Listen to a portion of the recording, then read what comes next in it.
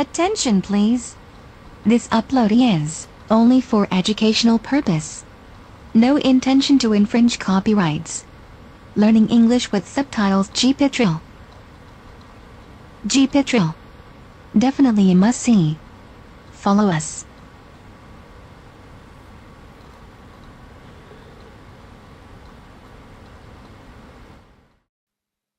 The Brainiac Corporation. Every day, a crack team of Britain's finest minds get to grips with the fundamentals of scientific knowledge and understanding. Welcome. So step inside, but prepare yourself for a bumpy ride as we embark on the worst excesses that are Brainiac Science Abuse.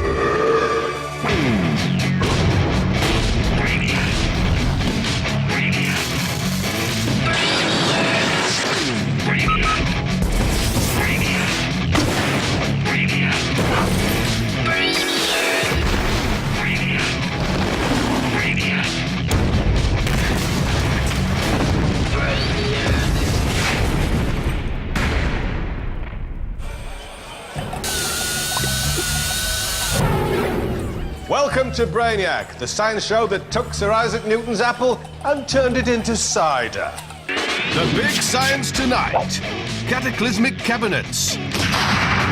Oh, ho, ho, ho! Cascading cakes. And caravans coming apart. But first... in a galaxy far, far away, just off the M25, lies the Brainiac Space Center, boldly pushing the boundaries of rocket science because there's some stuff NASA never tried.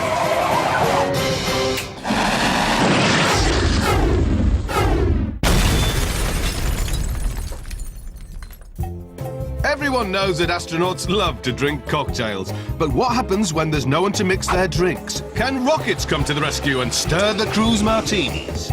First, we assemble the ingredients, and this has got to be precise.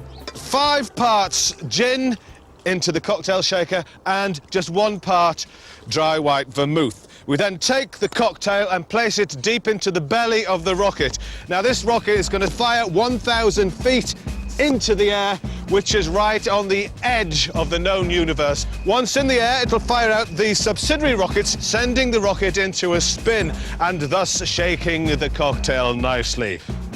The world's first rocket-powered cocktail shaker. NASA never tried this. Okay, Brainiacs, clear the launch site. Take off in T-minus several seconds. Terrific, all ready for the final checks.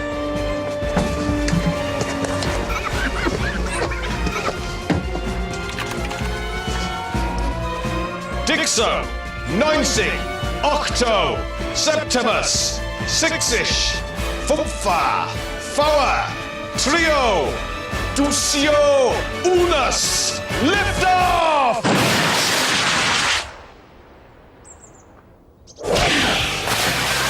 Incredible! The rocket launched itself right up through the clouds in less than 1 second flat. But hold on, what's that? Please release me. It's the cocktail shaker, making its leisurely way back to Earth.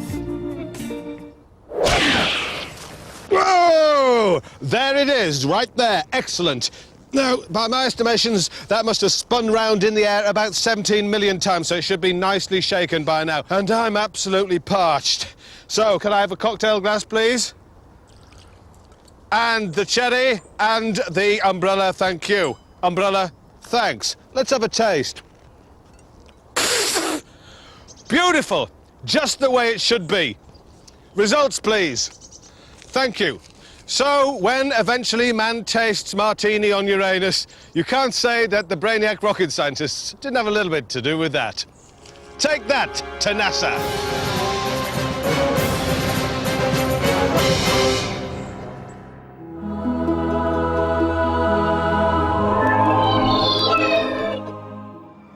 At the end of a grueling day abusing science, our Brainiac indulges in a warm bowl of his most favoritist thing in the whole world.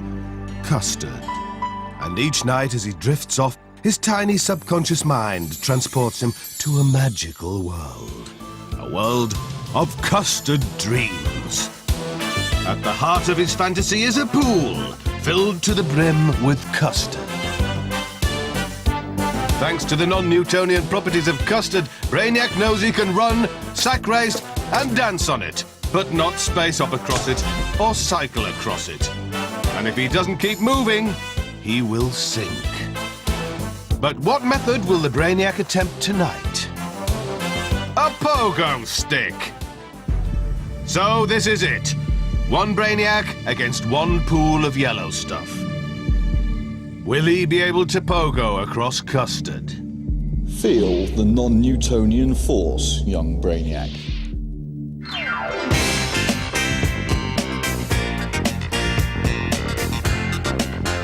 Oh, mercy me! It's a disaster! As Brainiac is forced to dismount his pogo and run to safety.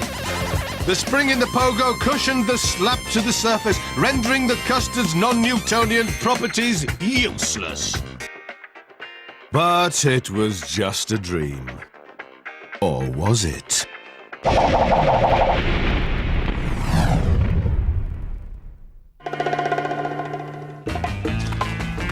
In the Brainiac slow motion facility, a small team are devoted to the remarkable line of research we call things, but very slowly.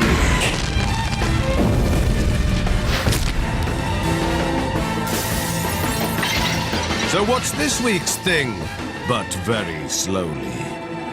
A piece of spaghetti snapping in two. Normally, this isn't very interesting to watch. But let's see that again, very slowly. Seen at 4,000 frames per second, the spaghetti breaks into 3 pieces. Time and time again it snaps, but never in 2.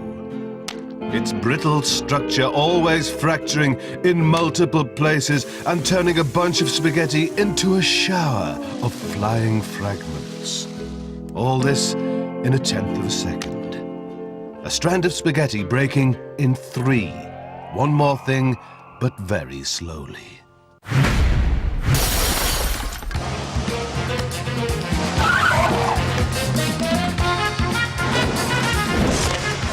There are some experiments that can't be done in a lab.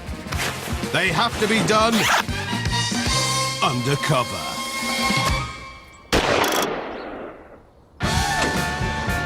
Today's experiment requires one smart, dynamic, go-getting businessman, minus his trousers.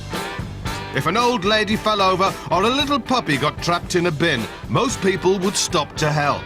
But what percentage of people will stop to tell a man that he's forgotten to put his trousers on? Behind this door, a very busy man is late for work. But in his rush to leave, he's forgotten his slacks. Will anyone tell him? Hello, yes. Yeah, I know. I'm running very, very late. I know, but I'll be there as quick as I can. Okay, thanks a lot. I'll be there as quick as I can. Okay, thanks a lot. People don't seem to want to point out his faux pas. Even if he draws more attention to himself by fumbling in his briefcase or by engaging people in conversation. This could be due to the bystander effect, in which people are less likely to help someone in public because they assume someone else will do it instead. Eventually, someone is kind enough to tell him that he's come out in his pants. You forgot your trousers. Sorry? You forgot your trousers. Oh my. But they remain in the minority. As well as the bystander effect, passers-by also suffer some embarrassment on the man's behalf. Or perhaps they're simply frightened by the sight of a man who wears sock suspenders. All right, I'll see you soon. Bye-bye. Bye-bye. So, only 12% of people will stop to tell a man who's forgotten to put his trousers on. Next time, how many people will stop a man who's forgotten to put on any clothes at all?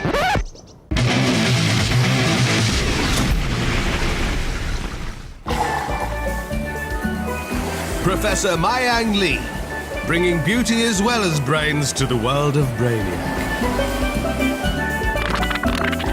The prof has been continuing her fine work in the field of fluid dynamics, finding out which objects disappear down the toilet when she flushes. So what's inside Mayang Lee's clam this week? A hot dog.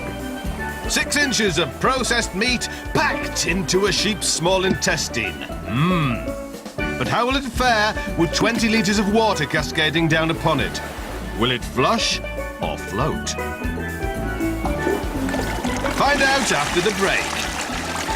Also to come, what's the best DIY parasail? Fly, you pig!